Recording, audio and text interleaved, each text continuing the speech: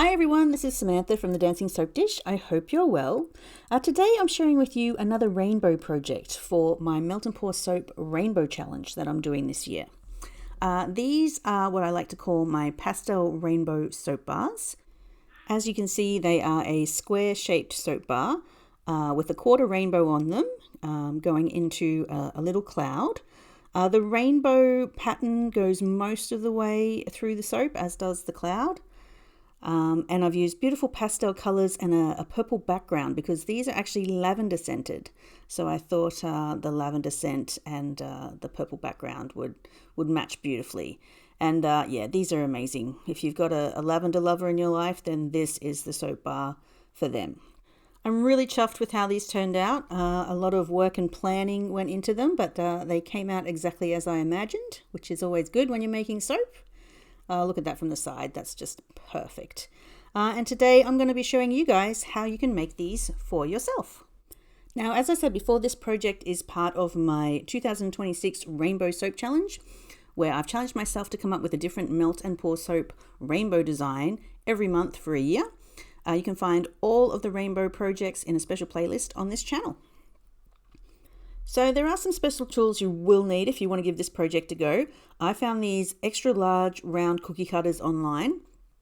They said they were a 6-inch, a 5-inch, a 4-inch, a 3.5-inch, a 3-inch, and a 2-inch.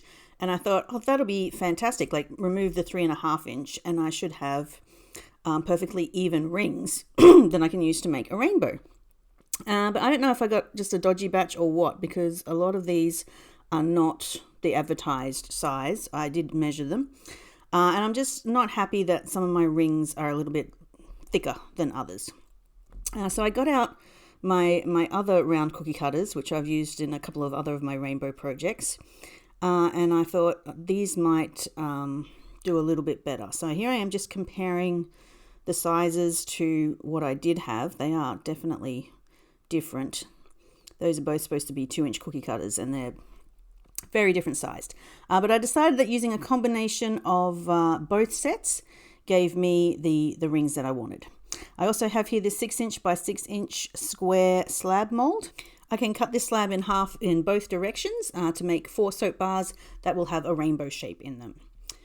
Okay, so I'm going to place these in here. Now this is a 6-inch mold and a 6-inch circle, but with the rim, it does sort of come to a little bit more than 6 inches. So you just have to sort of force that first 6-inch ring in and sort of push your mold out a little bit. It'll bow at the sides a bit, but that's fine.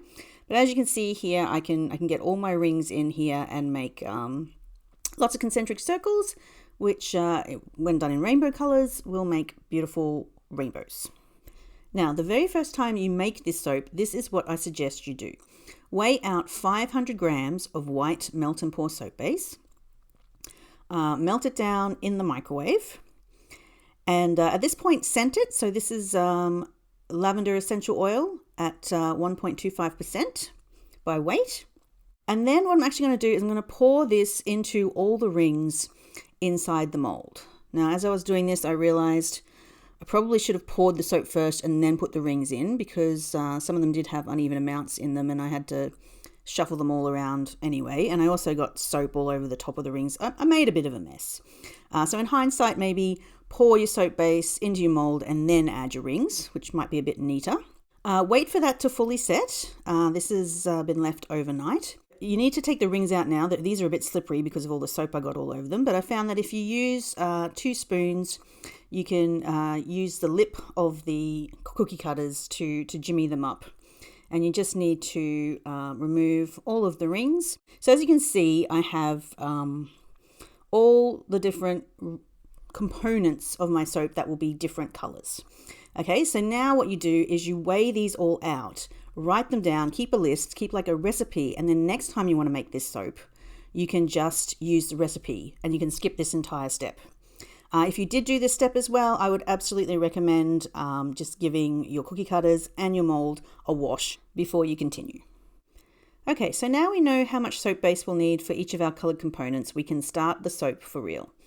So the first step is to weigh out 100 grams of white melt and pour soap base. There's no need to scent it at this stage. Spray down your mold with isopropyl alcohol and just pour it straight into the bottom of the mold. Now put that aside for 15 minutes or so until it's set to the touch. It can still be a little bit soft, that's fine. Here I also have the mica powders that I'm going to use. I'm going to reuse this jug, and of course I have here my circular cookie cutters. So what I'm going to do is I'm going to start by arranging these. I'm just lining up all the seams with this little hole in the mold so that I know they're all facing the same direction.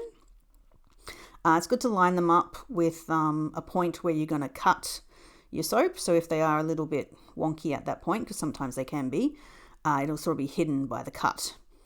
So that first 6-inch round cookie cutter just goes straight in as it fits. And then I'm just eyeballing the second cookie cutter here. You can have a look on the back just to check you've got it in the right spot, and also that it's pushed all the way down. I saw in this side here that the cookie cutter wasn't touching the bottom, so there we go, that's better. But you can see that you've got, you can check that you've got your cookie cutters in the right position by looking at the back of the mold. I have here this metal skewer which I'm going to use to score and lift this little ring of soap out from between the cookie cutters, but the soap either side of the cookie cutters will sort of seal the cookie cutters to the bottom of the mold and make sure that no soap leaks out.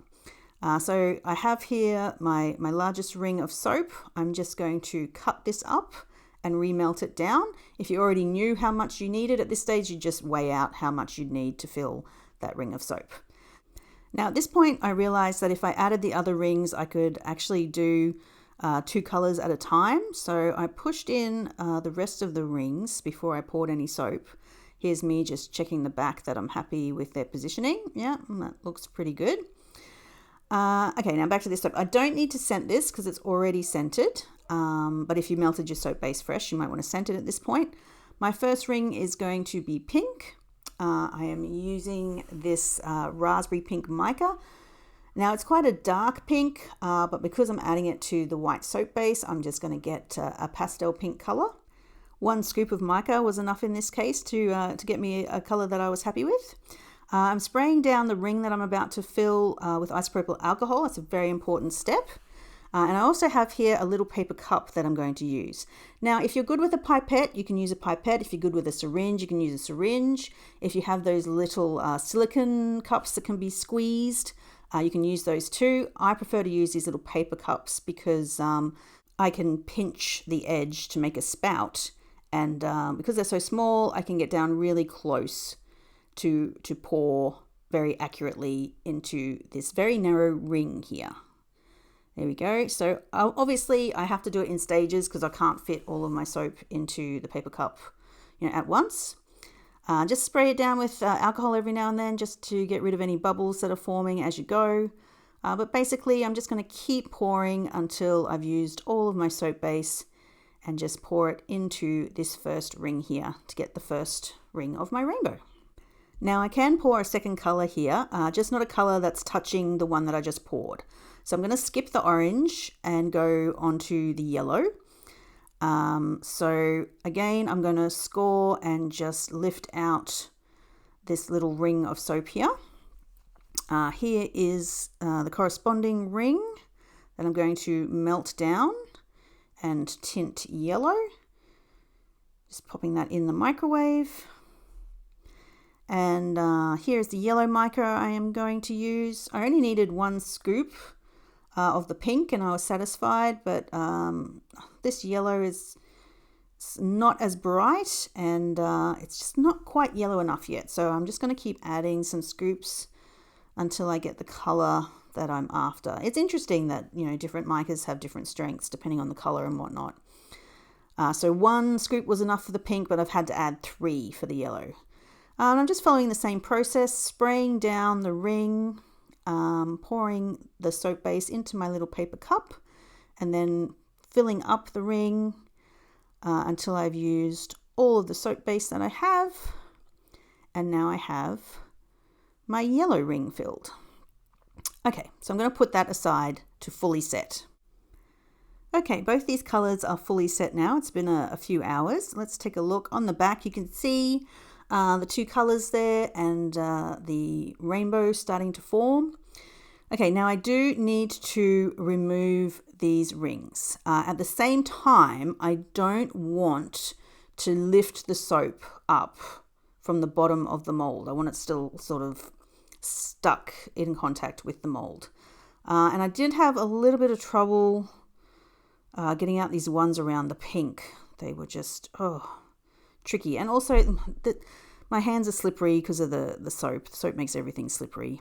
But basically, just work your way around very slowly, just grabbing the rim of the cookie cutter, and you'll be able to eventually jimmy it up all the way around.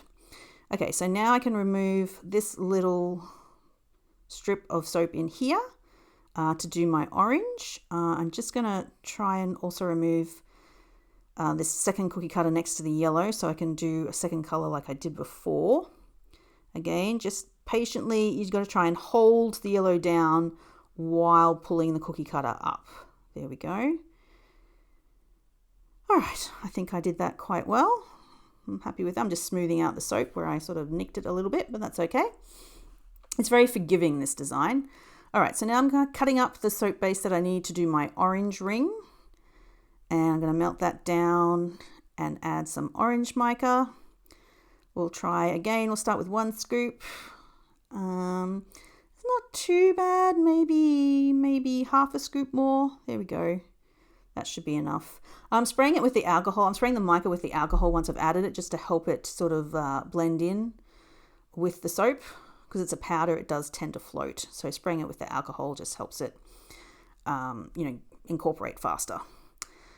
Okay, so I'm pouring in my orange and I'm feeling like it's disappearing. I'm pouring the orange, but then as I'm looking at it, I'm like, where's the orange going? And I had this horrible feeling that it's seeping down underneath the yellow. Maybe I did lift the yellow up from the surface while I was trying to get those rings out.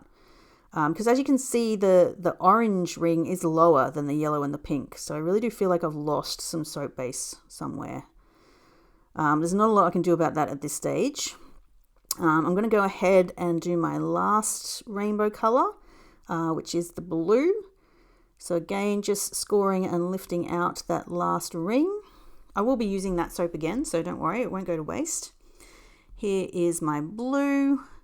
I really love this blue. I've used this before in some of my other rainbow projects too. But I had to add 4 scoops. It's a beautiful blue, but it really does take a lot to sort of get to the color that you want. So that was 4 scoops there of the blue, but I'm happy with that now. Beautiful baby blue too, if you're doing, some baby shower soaps or something. It's just gorgeous.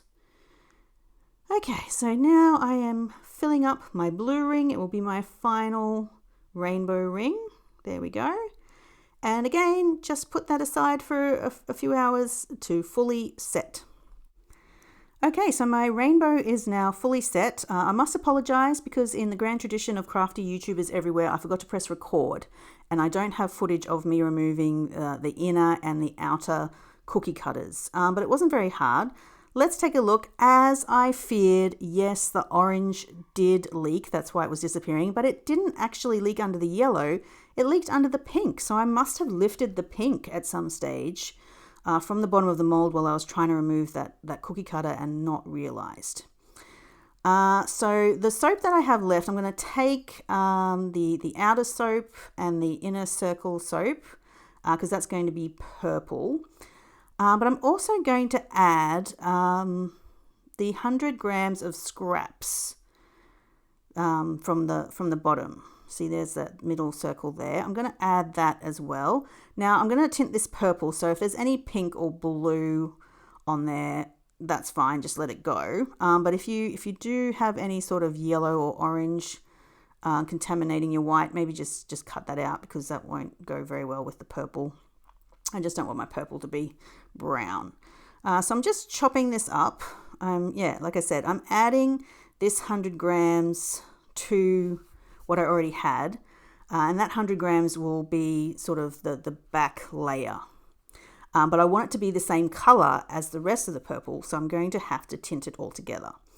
So what I'm doing is tinting this pretty purple color, And what I will also do is top up the scent. I've just added a little bit more lavender essential oil to make up for that extra 100 grams of soap base that I added here. This is my third scoop of purple mica, and I think I'm getting close to the pretty color that I wanted now. Okay, so just spraying this down with the isopropyl alcohol. Yeah, there is a chance that some of this purple might disappear under the pink as well, because I know the pink's not sitting directly on the bottom of the mold. The bubbles here and there sort of are a bit of a giveaway. If there's bubbles rising to the surface, it normally means that your soap's leaking somewhere. I also have here just a spare soap mold that I am weighing out 100 grams of my soap into, and just pouring a little bit of the extra there as well, and that will be my back layer. Okay, so fast forward to a few hours later and everything is beautifully set. If you wanted to, you could have just poured all of that purple soap base in and finished your soap up just as a beautiful rainbow soap. But I really wanted to add some clouds. So what I'm doing now is I'm just using a bamboo skewer and a ruler to score the cut lines on the back of my soap to show where I'm going to be cutting the soap.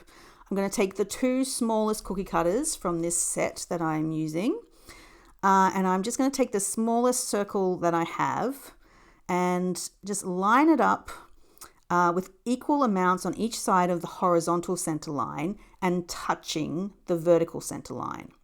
Now I'm doing the same thing on the other side. So straddling the horizontal center line, equally, and then touching the vertical center line. And then over on this side, I'm doing the same, except I'm touching the edge of the mold. Just eyeballing it, just, ooh, that popped out. Look at that. Oh, that's so pretty. I'll have to do something with that. So equal amounts either side of the line, but then touching the side of the mold. Okay, and those are just going to be the edges, marking out the edges of my clouds. Okay, so now what you can do, now you've got those sort of edges marked out, you can take the larger circle and just start cutting out some random circles to make, a cloud shape. Now, it doesn't have to be, a perfect cloud shape, because it is going to be cut in half. So these are sort of like thin clouds, because I'm more interested in sort of like how they're going to look with a flat bottom, rather than, you're not going to see the whole cloud when the bars are cut. So I'm doing my best here. I'm just cutting a little bit more out here. I really want these clouds in the center to be just touching. I'm just using my skewer there. Where I am, it's lined up halfway to just sort of see what the clouds are going to look like cut in half. Okay, so take all the little bits of soap that you've just cut out for your clouds, weigh them out, and then add the same amount of white soap base to a jug and melt that down. Once you've done that, just give it a good stir, check there's no lumps in it. Add some more essential oil, so scent that soap that you have there. And then I'm just going to spray down my mold and pour this straight into the cloud shapes. And now I have two little clouds. How cute is that? Just topping it up as best I can. And wait for that to set also. Okay, so we're on the home stretch now. I've demolded that little bit of extra purple soap that I had and chopped it up, ready to melt it down again. And I'm just sort of smoothing out the back of my design. So you can use a scraper, or if you don't have a scraper, here's a tip. Use a teaspoon. So you can just use the side of a teaspoon and just gently scrape down sort of any areas where there's soap, where one color has sort of crossed over onto another color. Some of the cloud bits, I needed to scrape a little bit of white soap off the purple because the clouds leaked a bit. You can also use a paper towel just to rub down any of the harsh edges that were on the back. It doesn't have to be perfectly smooth, but just sort of soften any of the rough edges. And make sure you remove, any places where there's a color of soap that's overlapped onto another one. Okay, so I'm just going to melt down this last amount of purple soap It's already scented, it's already tinted. All I have to do is check that there's no lumps in it, and then I can spray down the back of my soap and just pour it straight over. I'm just pouring it onto a spoon because those clouds are still a little bit soft, and I sort of didn't want the heat to sort of start melting the clouds. But basically that's it. Okay, so I let this sit overnight to fully set, and now I'm just going to take it out of the mold, just loosening the sides and then pushing down the back, giving it a bit of a shake, and it just pops out. Let's have a look.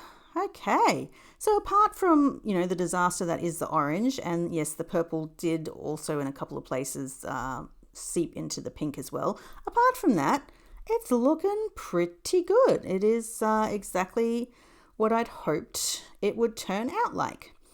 So I'm just going to mark out the cut lines. You can see here that my inner circle of purple is absolutely not in the center. It's pretty wonky, both vertically and horizontally. But my clouds are perfectly scented, which is, I guess, because I measured them. But this soap is really forgiving of things like that. Once it's cut, it really won't be noticeable. So you don't have to worry about, having everything perfectly scented and straight. If you get the clouds right, then everything else should be fine. See, look at that. It's, if I push them together, you can tell.